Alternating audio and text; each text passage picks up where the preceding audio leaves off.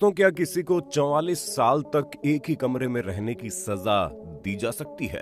वो भी ऐसा कमरा जिसमें कोई दूसरा इंसान ना हो, किसी इंसान की आवाज तक सुनाई न दे, आप किसी को भी न देख पाओ। दोस्तों, आज हम आपको एक ऐसे इंसान के बारे में बताएंगे जिन्होंने 44 साल अकेले सिर्फ एक कमरे में बिताया और उन्होंने ऐसी जिंदगी बिताई। उस शख्स का नाम है अल्बर्ट वुडफ्रॉक्स, एक ऐसा इंसान जो दुनिया में सबसे ज्यादा अकेला रहा। आज हम आपको अल्बर्ट वुडफ्रॉक्स की ऐसी कहानी बताएंगे जिसे सुनने के बाद आपके भी रोंगटे खड़े हो जाएंगे। आप भी ये सोचने पर मजबूर हो जाओगे, क्या किसी को ऐसी भी सजा मिल सकती है? वीडियो को एंड तक देखिए और इस पर आप क्या सोचते हैं हमें जरूर बताइएगा। दोस्तों, जरा सोचिए, क्या हो अगर आपको एक कमरे में 44 साल के लिए अकेले बंद कर दिया जाए, साथ ही उन 44 सालों में हर दिन आपको 23 घंटे अकेले बिताना पड़े, तो आपका क्या हाल होगा? ऐसी जगह जहां पर किसी इंसान तक की आवाज आपको सुनाई न दे, कोई रोशनी तक न आती हो, होंगे तो बस आप और आपके अंतरात्मा जो आपसे कहे कि अब और ऐसी जिल्लत की जिंदगी मत जी। दोस्तों, इसे बोलकर बयान कर पाना बड़ा मुश्किल है। दोस्तों, ऐसी सजा को एकांत कारावास की सजा बोलते हैं। आप खुद को मात्र 3 घंटे के लिए कमरे में बंद कर दो, जहां टीवी ना हो, फोन ना हो, रोशनी ना आती हो और आप अकेले हो। आप खुद समझ जाएंगे कितना मुश्किल होता है। आप सोच भी नहीं सकते इससे आपके दिल पर, दिमाग पर क्या असर पड़ सकता है। आप मात्र अकेलेपन से खुद को मार भी सकते हैं। सोचिए, अकेलापन कितना ज्यादा खतरनाक है। शायद यही वजह है कि दोस्तों, एकांत कारावास को मीठी मौत कहा जाता है। स्क्रीन पर जिस शख्स को आप देख रहे हैं, उसने अपनी आधे से ज्यादा जिंदगी एक बंद कमरे में बिताई। और सबसे हैरानी की बात तो ये है दोस्तों, जो सजा इसे सुनाई गई थी, इसके लिए ये जिम्मेदार भी नहीं था, क्योंकि उसने वो गलती भी नहीं की थी। जी हाँ, ये शख्स बेगुनाह है। इस बात को पता चलने में लगभग 44 साल का वक्त बीत गया। हैरान मत होना, क्योंकि आगे हम आपको ऐसी ऐसी चीजें बताने वाले हैं जिसको सुनने के बाद आपके पैरों तले जमीन खिसक जाएगी। अब ऐसे में आपके दिमाग में सवाल आना लाजमी है कि एक नॉर्मल जेल की सजा और एकांत कारावास में आखिर डिफरेंसेस क्या है। आपको बड़े आसान लफ्जों में समझाते हैं कि आखिर इन दोनों में फर्क क्या है। दोस्तों, एकांत कारावास की सजा उस इंसान को दी जाती है जिसके अंदर की स्ट्रेंथ को तोड़ना हो, ताकि वो अपनी गलती को मान ले। पर दोस्तों, अब सवाल ये कि आखिर एक बेगुनाह को ऐसी सजा क्यों? आखिर ऐसी कौन सी गलती हो गई थी जिसकी वजह से कानून ने इसके दिमाग से खेला? है ना बड़ा सवाल दोस्तों। अब इसको जानने के लिए चलते हैं थोड़ा पीछे, साल 1972 में।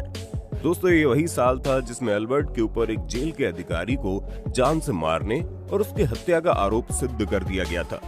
पर इस घटना में वो अकेला नहीं था, बल्कि उसके 2 और लोग सहयोगी थे जो अल्बर्ट के दोस्त थे। अल्बर्ट के दोनों दोस्तों का नाम रॉबर्ट किंग और हरमन वेल्स था। साथ ही इन तीनों की जोड़ी को अंगोला 3 नाम दिया गया। अब सवाल ये कि दोस्तों, आखिर ये तीनों एक साथ जेल कैसे पहुंचे?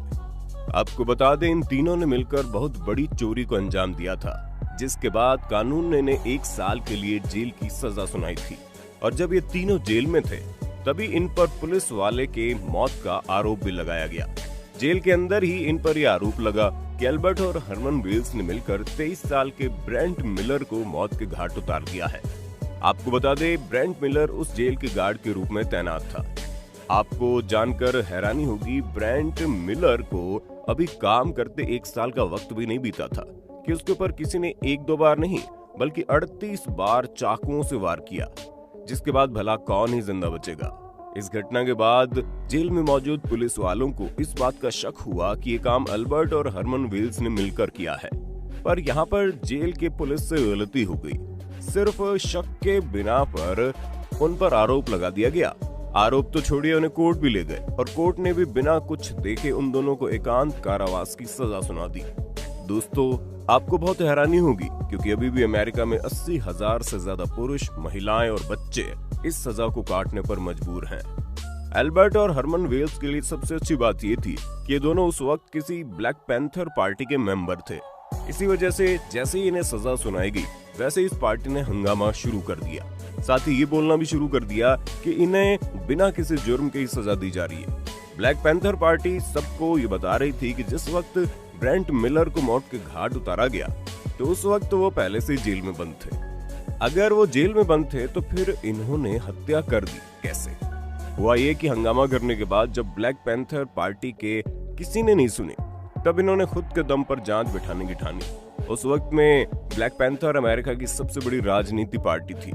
इसके साथ इनका मेन काम था पुलिस की धज्जियां उड़ाना। एल्बर्ट और उनके दोस्तों ने इस पार्टी को भी इसी वजह से ज्वाइन किया था ताकि ये पुलिस से बच सके। खैर, आप इसे एल्बर्ट और उनके दोस्तों की बदकिस्मती ही कहिए, क्योंकि ब्लैक पैंथर के इतने ज्यादा रोने पीटने करने के बाद भी वो दोनों को बचा नहीं सके और आखिरकार इन्हें एकांत कारावास की सजा काटनी ही पड़ी। दिन बीतते गए और ऐसे ही करके साल आया 2001 और इसी ब्लैक पैंथर पार्टी की वजह से कोर्ट ने इन दोनों को 29 साल में ही रिहा भी कर दिया। हाँ, हम समझ गए कि अभी तक तो हम 44 बोल रहे थे और अभी 29। तो दोस्तों, इसके पीछे भी एक कहानी है। हुआ यूं कि जैसे ही जेल वालों के पास ऑर्डर आए इन्हें रिहा करने के लिए, तो अभी इस स्टोरी में एक नया ट्विस्ट आ गया, जहां पर एल्बर्ट और उसका दोस्त सारी पैकिंग कर रहे थे।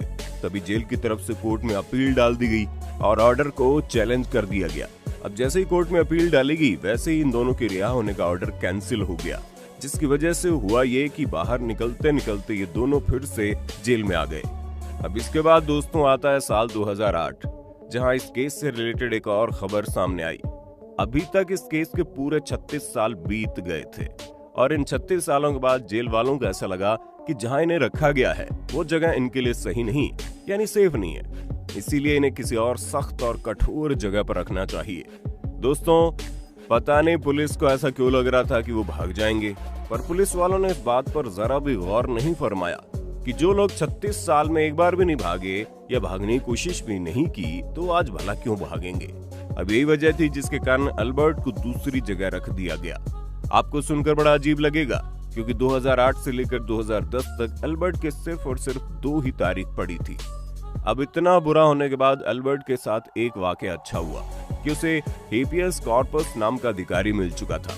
तो चलिए आपको थोड़ा बहुत हेपियस कॉर्पस के बारे में बता देते हैं। दोस्तों, अमेरिका में एक प्रकार का कानून है जिसके मद्देनजर कोई भी मुजरिम या आरोपी जज के सामने खुद खड़ा होकर अपनी पूरी कहानी आप बीते बता सकता है और मुजरिम के बताए हुए अनुसार जज इस बात को तय करेगा कि आरोपी सच में सजा का हकदार है या बेवजह सजा काट रहा है। अगर जज को लगे ये बेवजह सजा काट रहा है तो जज उसे रिहा कर सकता है, पर यह भी तभी मुमकिन है जब रिहा होने के ऑर्डर को कोई और चैलेंज ना करे।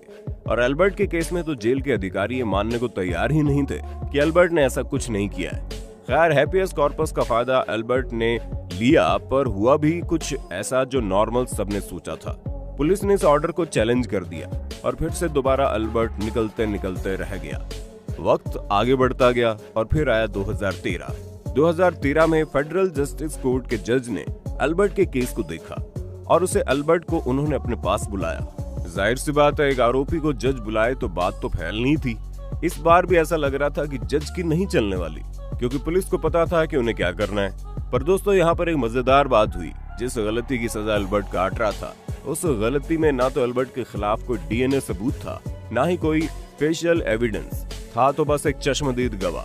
2015 में एल्बर्ट के लिए सबसे अच्छा साल, क्योंकि जनता के दबाव के बाद आखिरकार एल्बर्ट और उसके दोस्तों को रिहा करना ही पड़ा। लेकिन दोस्तों, एक निर्दोष आदमी ने अपनी पूरी जिंदगी एकांत कारावास में बिता दी, जिसकी लंबाई चौड़ाई 6 फीट की थी।